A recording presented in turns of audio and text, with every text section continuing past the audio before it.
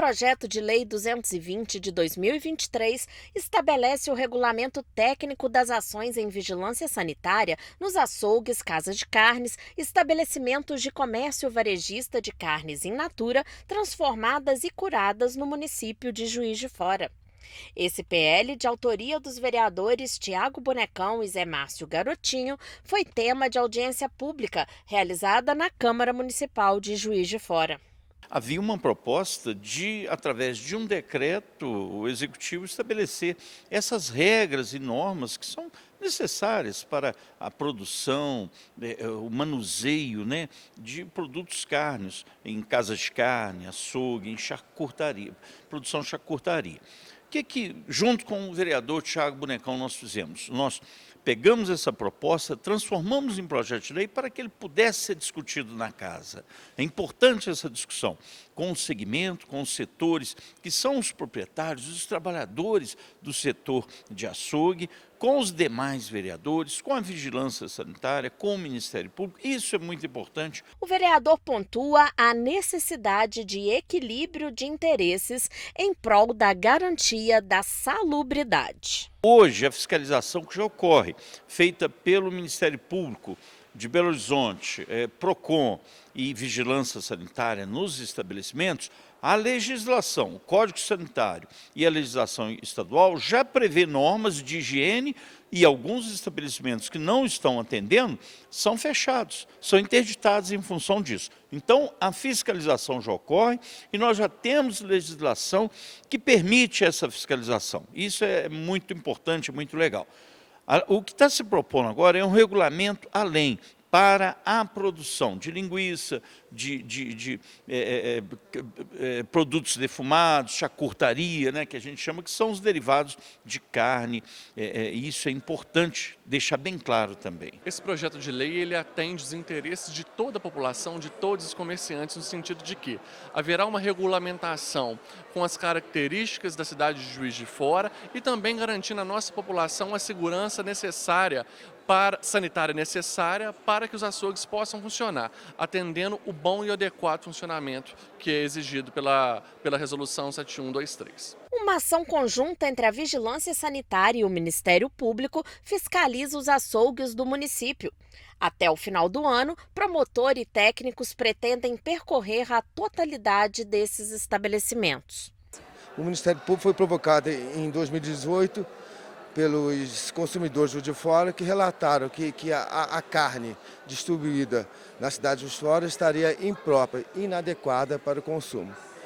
Então, desde então, nós instauramos investigação preliminar e estamos tomando uma série de providências no sentido de melhorar as condições de higiene sanitária dos açougues, dos estabelecimentos comerciais, a questão da origem da carne para evitar o abate clandestino e que haja sonegação fiscal.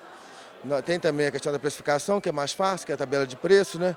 Mas o Ministério Público está aqui sempre com propósito de defender os interesses do consumidor, aquela parte vulnerável da relação de consumo. Outra preocupação do promotor é com a saúde do consumidor. Tem a questão também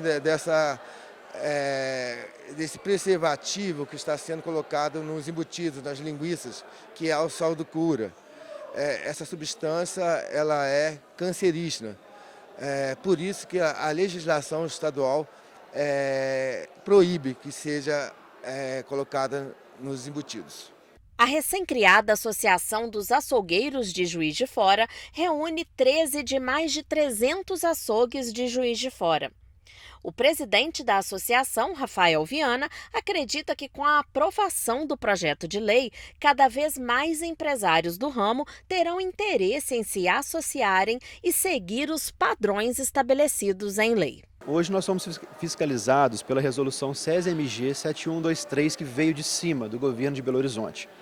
ela não representa e ela não justifica ser utilizada no nosso município, já que nós temos particularidades, como a produção de embutidos, formas de exposição.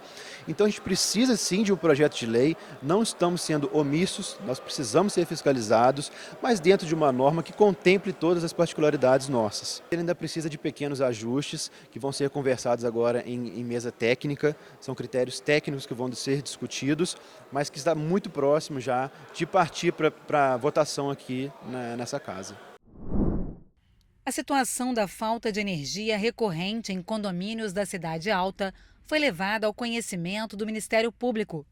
Síndicas de condomínios localizados nos bairros São Pedro, Santos Dumont, Espinaville, entre outros, relataram o problema à Curadoria do Consumidor. São aproximadamente 1.200 famílias, então uma média de 4.000 pessoas, mais ou menos, nos 5, né? A região tem muito pico de luz, muita incidência de queima de equipamentos, né? Queima de elevadores, danos elétricos em si. E dos últimos meses a gente está tendo muita queda de luz, de energia mesmo. E ficamos horas sem o atendimento, né? E aí danifica, prejudica o fornecimento de água, a saída de esgoto dos condomínios, né? E é um problema que está cada vez maior, né? E agora, por exemplo, o último condomínio que ainda está em construção, quando foi entregue, já são mais ou menos mais umas 1.500 pessoas para a região. Né? Então, quanto antes puder resolver isso, melhor. Né? Então, os picos de luz estão muito constantes. Lá eu brinco que até o corpo de bombeiros já não aguenta mais, que a gente vive por chamar o corpo de bombeiros, porque a queda prende os passageiros no elevador. E a última, agora, as 2 semanas, nós tivemos o elevador queimado, central de interfone e tudo. O promotor da Curadoria do Consumidor recebeu a representação e orientou as representantes dos condomínios a fazer a denúncia do serviço prestado pela CEMIG por meio da ouvidoria do Ministério Público. No tocante à má prestação de serviço de energia, eu peço aos consumidores que provoquem a ouvidoria do Ministério Público e levem a reclamação, para que nós podamos tomar as providências cabíveis no que tange a má prestação do serviço. É um direito coletivo. Normalmente, esse caso abrange uma coletividade, uma rua ou bairro de Juiz de Fora. Naqueles casos individualizados, aí procura-se o PROCON municipal. O promotor também deve debater a situação dos picos e da falta de energia constante em reunião dos PROCONs em Belo Horizonte. Eu acredito que essa má prestação de serviço ocorra no estado inteiro. Aí nós vamos debater no encontro do PROCON de BH para reunirmos experiências de todas as regiões do estado e procurarmos uma solução em conjunto. O encontro entre os representantes dos condomínios e a promotoria teve mediação do vereador Juraci Schaefer. Ele fez uma representação requerendo que a CEMIG promova uma revitalização e melhoria da sua rede de transmissão e distribuição de energia elétrica para evitar as constantes quedas e interrupções do fornecimento de energia. A expectativa é de que o Ministério Público consiga fazer um termo de ajustamento de conduta com a companhia. A cidade de Fora tem demanda de energia reprimida. Nós precisamos de novas subestações, principalmente na região Cidade Alta e na região de Santa Rita. Já havia uma previsão de construção dessas subestações de energia. A demanda da atividade econômica crescente, quer dizer, a economia está sendo recuperada nesse momento, então muitos empreendimentos surgindo, não só habitacionais, mas também comerciais, e a gente sente impotente que a cidade não cresce, não se desenvolve, porque ela precisa da energia e a CEMIG tem deixado a desejar. Juraci questiona a situação atual da CEMIG, considerado um patrimônio do Estado pelos mineiros. E a gente vê esse patrimônio totalmente entregue às traças, porque não há investimento, somente distribuição de dividendos. A Curadoria do Consumidor fica na Rua Santo Antônio, 901, sala 501. O site do Ministério Público, no qual pode ser feita a denúncia na ouvidoria, é o mpmg.mp.br. Lideranças comunitárias participaram de audiência pública na tarde desta terça-feira no plenário da Câmara Municipal. A audiência teve como um dos objetivos mostrar a importância da retomada das associações, mesmo sem a existência de uma representatividade única, Os líderes comunitários se revezaram no microfone e lembraram a importância que tem para melhorar a qualidade de vida nos bairros e levarem as demandas a todas as autoridades. Desde a pandemia da Covid-19, não foram realizadas eleições para a diretoria da Unijuf, União Juiz-Forana de Associações Comunitárias. No entanto, a audiência serviu para que o Ministério Público esclarecesse que as associações podem e devem existir de forma independente nos bairros. Os bairros devem incentivar a criação de novas associações. Eu expus que o processo de criação da fundação não é complexo. Você cria uma fundação hoje por em torno do valor de R$ 1.200 e isso é importantíssimo. A criação de novas fundações, de novas associações, de novas lideranças, para que essas lideranças defendam os interesses dos bairros, da comunidade e não dependam da Unijuf. Todas as associações são autônomas e independentes. A Unijuf existe no sentido de conciliar, de facilitar a criação de novas fundações. Mas, infelizmente, recentemente, nos últimos tempos, não estava alcançando esse propósito. O promotor explicou ainda como está a situação atual da Unijuf. A Unijuf ela ainda existe formalmente, mas não existe de forma fática. Seria necessário a renovação da mesa diretora, dos seus membros, durante a pandemia, mas não chegou a um acordo para realizar esse processo de renovação da administração da Unijuf. O Ministério Público foi provocado, nós tentamos em diversas oportunidades a conciliação, mas não conseguimos. Hoje o Judiciário está apreciando esse litígio e está numa fase de nomeação de um interventor para organizar as eleições da Unijuf. A audiência foi proposta pelos vereadores Zé Márcio Garotinho, Laís Perruti, Thalia Sobral e Bejane Júnior.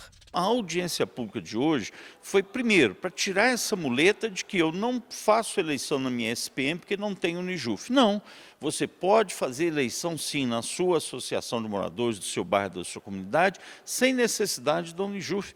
Isso é possível e é legal. Segundo, incentivar a participação de novas lideranças. É necessário para o processo democrático participativo que a gente tenha associações de moradores fortalecidas, que a gente tenha participação dessas associações de moradores e uma renovação nessas associações. Este foi o objetivo da Câmara Municipal com a realização desta audiência no dia de hoje, com a presença do Ministério Público, para afirmar a essas associações, a essas comunidades, que podem ser feitas eleições, processos eleitorais que elejam novas diretorias, todo um processo democrático que é necessário para a democracia na cidade. A liderança comunitária são as pessoas que trazem para a gente o que está acontecendo nos bairros, né? E os vereadores são aquele elo entre a população e a prefeitura. Então é importante a gente sempre ouvir as lideranças comunitárias, né? Saber que a Câmara Municipal também está sempre de portas abertas, mas eu acho que é uma coisa muito importante, né? A gente precisa também olhar para o movimento comunitário, o que ele está fazendo, como que ele está se reinventando, porque é muito importante, um tema que também foi debatido aqui, como que nós jovens vamos entrar nesse movimento comunitário, como a gente estimula os jovens à renovação, né, do movimento comunitário, porque a gente sabe que todo movimento precisa de uma renovação, então isso também é muito visto por nós, a gente também está atento, porque o nosso intuito é fortalecer as comunidades, fortalecer os líderes comunitários, porque isso realmente é fundamental para a nossa cidade. Durante a audiência também foi lembrado o Dia Nacional do Líder Comunitário, em 5 de maio, e o Dia Municipal do Líder Comunitário.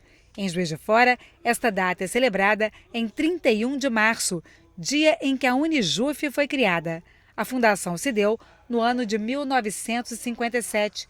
Sueli Gervásio chegou a presidir a Unijuf e lembra da importância da ação das lideranças de bairro. Ser líder comunitário é aquela pessoa que organiza todos os outros moradores para a melhoria do bairro. Antigamente isso era contínuo. Hoje está mais difícil, porque você arruma a rua ali que estava caída, depois aquele pessoal daquela rua não quer participar mais. Eu acho que o problema maior foi a Covid. Deixou o povo com muito medo de sair para as reuniões e isso dificultou. Hoje a gente retornando isso, e basta ver que a gente tem essa dificuldade até nos menores bairros que tem. Outros líderes também ressaltaram o papel de interlocução das lideranças comunitárias. Ser líder comunitário é ser uma espécie de ouvidor da região, né? Porque o primeiro contato que as pessoas procuram são as associações, né, para pedir as suas demandas, fazer suas reivindicações e suas reclamações. Então a associação, no caso, né, as associações, as SPMs, elas acabam funcionando como uma espécie de ouvidoria. Ela não tem nenhum poder não, né? Mas ela tem como fazer os encaminhamentos para os órgãos competentes. Eu acho que, de uma forma geral, a questão da pandemia, ela afastou as pessoas, né? Com plataformas, com internet, redes sociais. Eu acho que precisa voltar a aquecer esse encontro a frente com as pessoas, discutir, né, em espaços como esse o que a gente está precisando. Como a gente tem falado, a liderança de bairro é como se fosse um vendedor de um produto. Então a empresa não escuta ele para saber o que o consumidor final está querendo. Então esse é o papel da liderança de bairro. Trazer o executivo, trazer o legislativo, o que a gente tem visto como melhoria para a cidade. O Ministério Público se colocou à disposição das lideranças comunitárias para esclarecer como se dá o processo para a abertura das associações. Os líderes interessados podem procurar a Promotoria de Justiça na Rua Santo Antônio, 990, Sala 501, no centro de Juiz de Fora. Os vereadores da Comissão de Saúde da Câmara Municipal de Juiz de Fora convocaram uma reunião com o secretário e subsecretários da pasta na Prefeitura. Foi na tarde da última sexta-feira, dia 12. Entre os objetivos da reunião, conhecer o planejamento da Secretaria de Saúde para o ano de 2024. Temos ainda, graças a Deus, né, muito pouco comprometimento, por exemplo, como mortalidade, né, e índice de internação ainda em níveis ainda toleráveis dentro do município. Mas ele já nos disse que estão ocorrendo já ampliações de leitos e outros programas que ele vem desenvolvendo. Os problemas existem, a gente tem que lutar para melhorar isso, né? Isso é uma luta de vida que outros servidores, outros gestores fizeram. Nós já passamos por isso, como eu disse aqui, e outros vão se seguir também nessa luta de aperfeiçoar a assistência de saúde de qualidade no melhor plano de saúde que existe no mundo, que é o SUS. Vereador Pardal pediu atenção especial a uma situação que tem escutado da população juizforana no que diz respeito aos procedimentos realizados no HPS. Informações que nós temos que tem profissionais médicos lá que são sempre muito cuidadosos, precisam da nossa atenção e nosso respeito, mas acabam não fazendo de imediato esse tipo de atendimento a essa pessoa, cidadão, cidadã, consequentemente com uma proposta para poder ser feito a leva dessa pessoa para o Hospital HMTJ, o Hospital Maternidade Terezinha de Jesus. O secretário de Saúde de Juiz de Fora, Ivan Scheble, apresentou aos vereadores a reestruturação que vem sendo feita no modelo de atenção primária à saúde. Estaremos entregando agora no mês de maio uma nova e ampla UBS, o Jockey 1. Inauguramos São Benedito, estamos construindo Manuel Honório. Serão reformados UBS de São Pedro, reformadas e ampliadas, Linhares, Milho Branco, tudo esse ano, né? E tivemos a promessa ontem do Ministério da Saúde de mais um CAPES 3 para usuários de álcool e droga na Zona Norte. O secretário destacou a criação de mais 127 equipes de saúde da família e a efetivação, via concurso público, de 260 novos agentes comunitários de saúde. Estamos também ampliando e qualificando a atenção básica através de uma outra estratégia que o Ministério da Saúde implantou agora. As EMUTs, equipes multiprofissionais, formada por outras profissões de saúde que se agregam ao trabalho das equipes tradicionais da saúde da família, o médico, o enfermeiro, auxiliar de enfermagem, assistente social, técnicos e auxiliares de enfermagem, como nutricionistas, fisioterapeutas, farmacêuticos e psicólogos. A alta demanda pelo Serviço Municipal de Saúde foi outra questão levantada pelos vereadores. 70% dos atendimentos de alta complexidade dos municípios da macro-região Sudeste são feitos em Juiz de Fora. Juiz de Fora é polo da macro-região Sudeste, que contabiliza 94 municípios mineiros. De acordo com o IBGE, o município de Juiz de Fora tem menos de 550 mil habitantes. Mas Juiz de Fora já chegou a atender mais de 1 milhão de cartões SUS. A pasta da saúde daqui da Prefeitura de Juiz de Fora informa que hoje em dia a saúde municipal atende mais de 800 mil cartões SUS. E nós passamos a gerir essa rede complexa, que é referência não para 94 municípios, mas por 205 municípios oficialmente, sem falar esses municípios do Rio de Janeiro, cujos usuários procuram serviço de saúde aqui em Juiz de Fora sem ter uma referência pactuada. Os números da dengue no município foram atualizados pelo subsecretário de Vigilância em Saúde, Jonathan Tomás. Passamos por um processo de reorganização e reestruturação do serviço de trabalho de campo. Isso nos possibilitou estar entre as 10 cidades de grande porte com o menor índice da doença no município.